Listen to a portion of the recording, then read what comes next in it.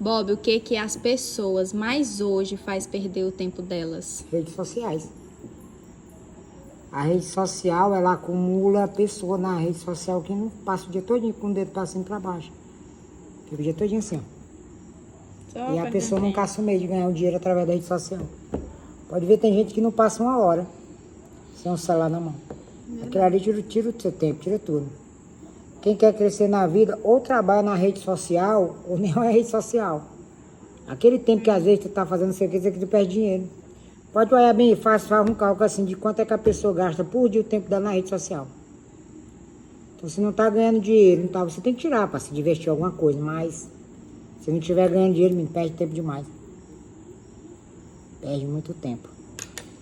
A pessoa perde muito tempo de fritar uma carne, um negócio.